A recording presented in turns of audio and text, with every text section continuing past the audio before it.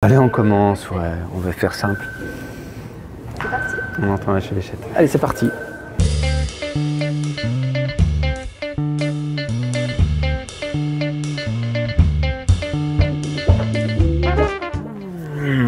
C'est difficile de faire une hiérarchie là-dedans, mais bon, c'est sûr que les grosses bêtes, donc le lynx m'a quand même, comment dire, donné du fil à retordre. Hein. Je l'ai vu, j'ai passé des nuits et des nuits depuis des années et je l'ai vu seulement il y a 5-6 ans. Donc c'est ça qui est fascinant avec cet animal, c'est qu'on sait qu'il est là, il est présent, il te regarde, il t'a vu plein de fois dormir, bivouaquer. Lui te voit et tu le vois pas, quoi. Et moi, il m'a fallu plus de 20 ans avant de le voir dans mes Vosges, dans mes forêts où je vais depuis tout gamin.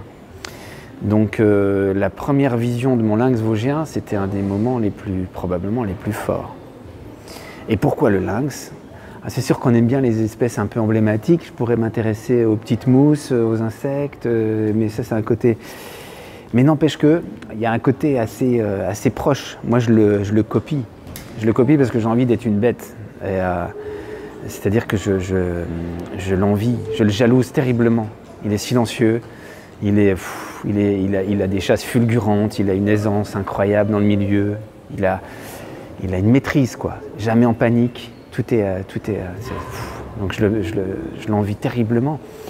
Et j'essaye de m'en rapprocher un peu. Donc quand il y a une lisière, je longe la lisière, je joue un peu au lynx pour adopter sa technique. Lui a besoin d'être très proche de ses proies. C'est pas du tout un endurant, contrairement au loup. Il a besoin d'être très proche pour tout de suite le chasser de manière très rapide. Et moi, c'est un peu pareil pour la photo. Mais aussi, j'ai besoin de me cacher, d'être mimétique. Et donc le lynx, ouais. Et puis, j'ai eu ce moment assez fou où j'ai pu rencontrer le couple. La saison des amours, c'est au mois de février-mars.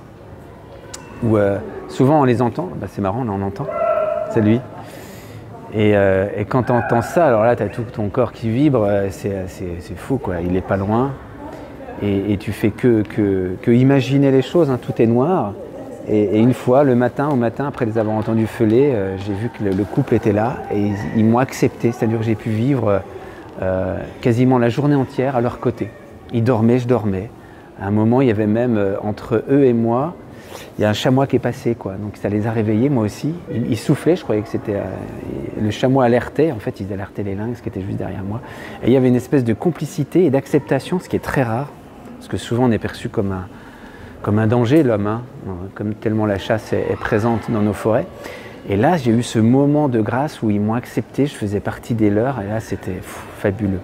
Et là il y a une photo, quand on le voit qui surgit de la futaie, là, dans une ambiance très crépusculaire. On aperçoit la femelle qui est à ses pieds, on aperçoit ses oreilles.